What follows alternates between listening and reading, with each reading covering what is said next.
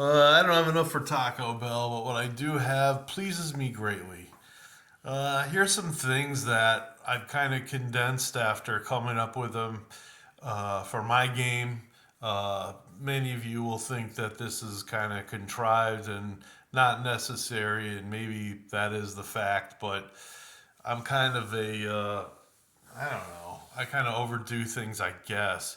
But I got four things on here, and this was something I made for rolling up Oriental Adventure characters. I'm not going to get into that because we're not playing it anymore. But this belongs with basically any game that I run. This is speak, read, write. Characters or players can get a bunch of languages for their characters, but just because they can speak the language doesn't mean they know how to read and write it. So I allow them to pick one, possibly two automatically. 18, you get three. And then you have to roll against your remaining languages to see if you can also read and write them.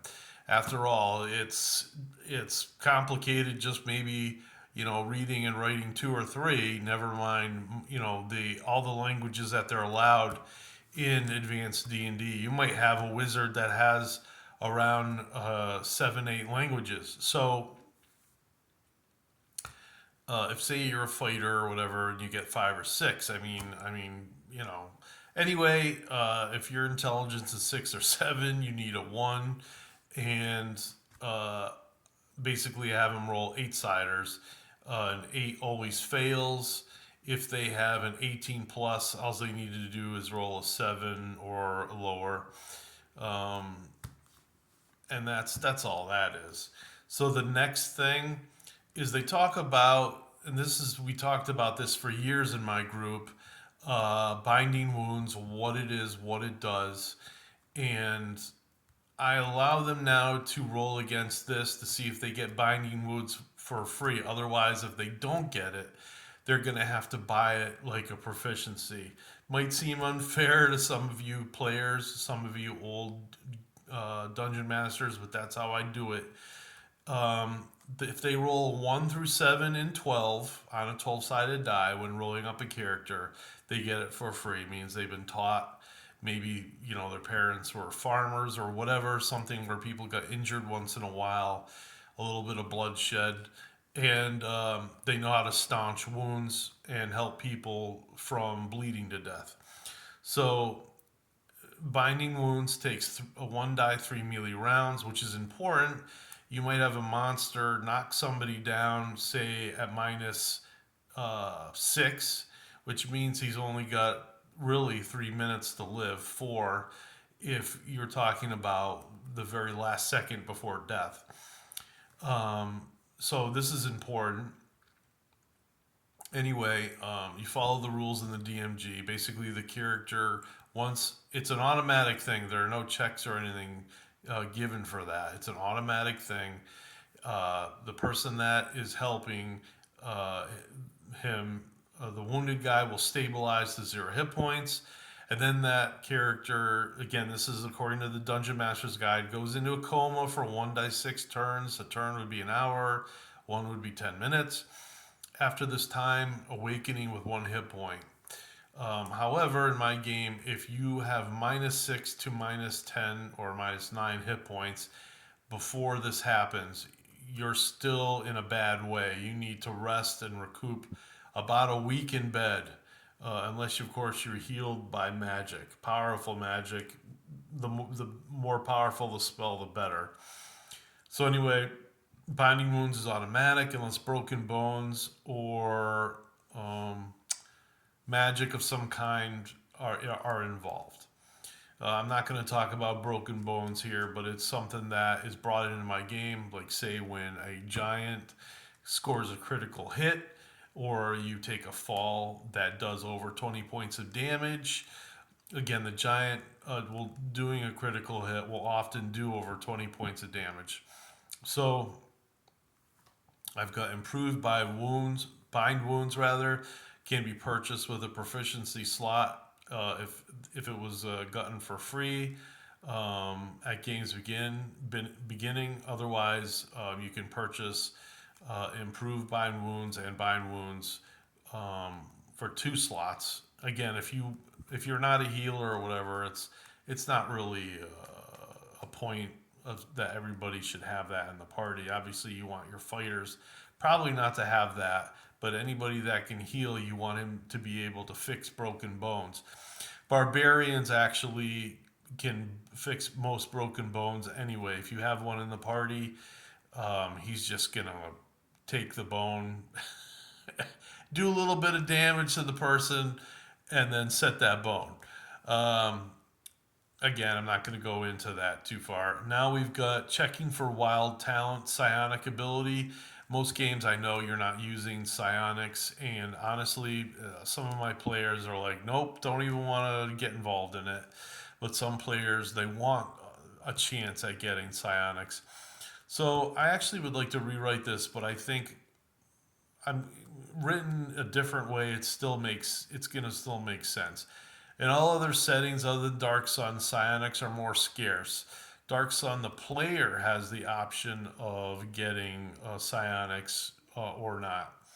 So anyway, psionics are scarce. To check and see if you have psionics, we will roll percentile dice, die 100. Check at levels 1, 5, and 10. It gives the players a little bit of leeway when it comes to like, oh, I missed it. I'm never going to have psionics. No, you give them 3 chances during their career. Formula 1% plus 1 die 6% plus when their wisdom, constitution, or intelligence is 16 or higher. 16 is plus 1, 17 is plus 2, 18 is plus 3, and so on.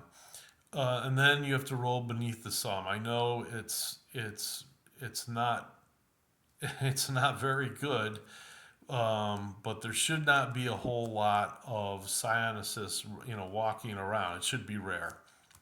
And of course, as DM, I have to check for just about every monster in the game.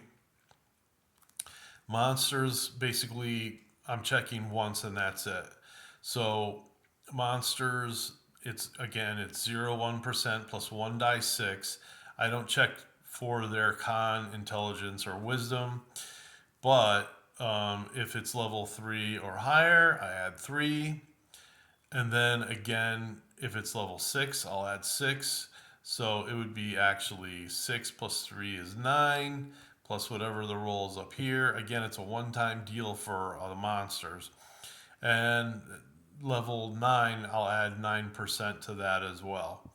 So they might be closer to 20 by the time it's a 9 hit die creature. And of course, there are monsters in the game which automatically should have psionics, demons, devils, higher power types, um, mind flares. There's a brain moles. There's a whole bunch of list of creatures in the game, in the original game, that should have psionics. They're basically defenseless with the exception of what they can do with their mind. There's plants. There's some other things there as well. Of this, I don't have it here with me, but of that, if I roll a lot of creatures with that, I will roll on another table which I've devised. Sometimes the monsters have the PSP points, which is the power points to use psionics, but don't actually have an ability. In other words, they've never been trained, so they might have points to take away from. And it's only to stop for a round or whatever of having their mind open for further attack. Otherwise, they might have a defensive ability that they've discovered they've had. They might find out that they have an offensive ability, but they don't have a full power for psionics. And I'm not going to go into that, but you'll have to look into that yourself. We use the psionic system that was in the second Dark Sun setting, and it's also in one of the skills and powers books. Finally, a lot of my players fail uh, to take swimming as a proficiency check. So what I've done is, okay, maybe your parents or maybe you discovered you could swim a little bit. All right, and I'll have them roll against this percentile thing. 0, 1 to 24. You sink like a stone always. There's some people that just don't get it, that just don't know how to kick and use their arms to stay afloat. 25 to 56. You can barely float and tread water. Two die, three turns, and then you drown. This is again for people that they might get in a pond or a pool of water. If the water has almost any kind of movement to it, whether it's a slow rolling river, um, something like that, they're drowning. They're not staying above. 57 to 81. You can doggy paddle awkwardly about 10 feet per round. This one dash dash in the beginning editions, first edition, second edition, I'm guessing they still use that, is 1 round per minute. You can do this 3 die 3 turns and then drown. This is for people, hopefully they can save themselves falling out of boats. If they're wearing any kind of armor, they're drowning. There's no exception. They're not staying above the water. And when I say armor, I'm talking maybe above studded leather, even though studded leather would be heavy as well. Okay, you can move. This is a person that can really, they're really good at doggy paddling. You can move at 30 feet in calm waters before drowning after 4 die 3 turns. So, accidentally fell off a boat, the water's calm. They can doggy paddle from 40 minutes all the way up to, what is that, about, let's see, three, that's about almost 2 hours there. So there's that. Anyway, this is something that I've done over the years. Players, they oftentimes don't want to waste a proficiency slot on swimming, and there you go. I'm not being generous here. Any trouble at all, someone could easily come up to them alongside them with a boat and dunk them under. That's it, glub glub. So it's just basic, the worst kind of fundamentals when it comes to swimming. And as far as psionics, you don't have to worry about the characters. Usually there's somebody that wants to play a psionicist, and they absolutely destroy most of the monsters that they come in contact with. It's at the higher levels when they start dealing with, again, the demons, the devils, and all that of the world, that they start to meet their match. And then we got, the healing here. You either have a barbarian who can help set bones and help. Remember now, barbarians, if they help take care of a person, that person starts to heal and starts to, you know, um, get better almost immediately, according to Unearthed Arcana. And then with the advent of having all these languages, and especially if, say, they want to keep them instead of trading them in for proficiency slots, I just keep it so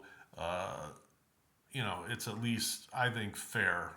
All right, that's it. Good night.